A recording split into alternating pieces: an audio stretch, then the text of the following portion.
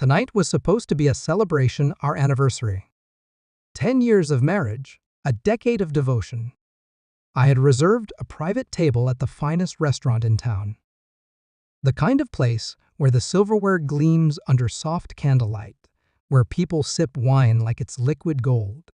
I waited, anticipation thrumming in my veins. I had planned everything: flowers, wine, even a gift wrapped in silk ribbon. Then she arrived. Not alone. A man trailed beside her, hand resting possessively at the small of her back. Tall, well-dressed, self-assured. He looked at me the way a conqueror looks at fallen prey. And then she spoke. "Meet the man who makes me happy." She said it with a smirk. A slow, cruel smirk meant to crush me, to shatter me. My fingers tightened around the stem of my wine glass, but my face remained still. Controlled. Inside, a storm raged. But I didn't lash out. I didn't yell. I smiled, and she had no idea that I already knew. The affair had been going on for months. She thought she was clever, deleting texts, sneaking out with fabricated excuses. But I had seen it all.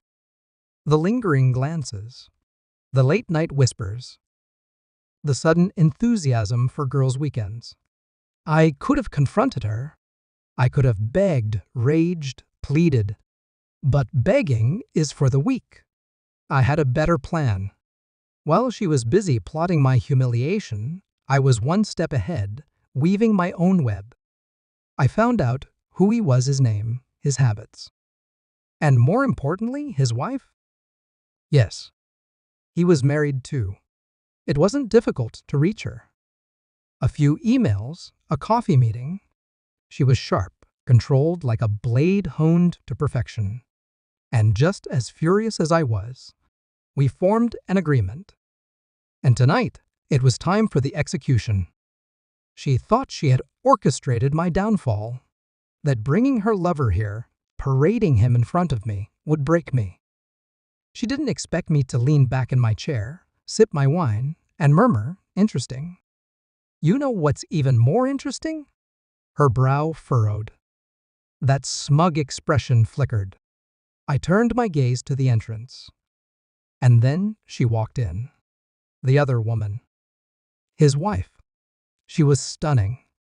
A vision of quiet fury wrapped in elegance. In her hand, a folder. Divorce papers. His face drained of color. He stiffened, lips parting as if to speak, but no words came out. My wife took a step back. "Well, what is this?" I stood, slow and deliberate, letting the silence stretch, letting the realization seep into her bones. "Meet his wife," I said, voice calm. My wife's eyes darted between us. Between him. Between the woman now standing before her, cold and calculating.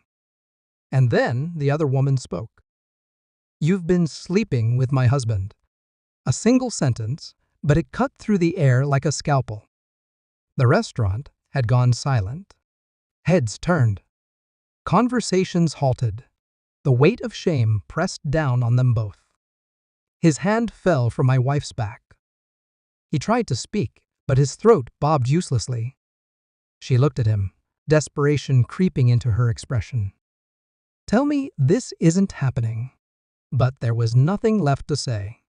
I stepped closer to my wife, lowering my voice just enough for her to hear. "You thought you could humiliate me tonight. That you could break me." I leaned in, my breath a ghost against her ear. "But betrayal is an art. And I perfected mine before you even started yours." Her lower lip trembled. For the first time, she was the one unsteady. She was the one gasping for air. And then I delivered the final blow. I reached into my jacket pocket and pulled out my own set of papers. Divorce papers. Already signed. Already filed. She clutched the table, knuckles white. "No, you can't. I already did." Her lover was still standing there, frozen in the wreckage of his own making. His wife extended her hand, offering him the divorce papers. "Sign them," she said. He hesitated. She stepped closer, voice soft but laced with venom. "Or I'll ruin you in ways you can't even imagine." The restaurant doors swung open, and two men in dark suits entered. Lawyers. Witnesses. The final nail in the coffin. My wife turned to me, tears brimming. "I made a mistake." I laughed. "A mistake?" I echoed. "No. You made a choice.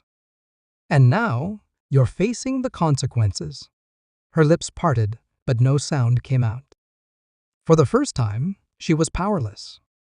I turned to leave, brushing past her without a second glance.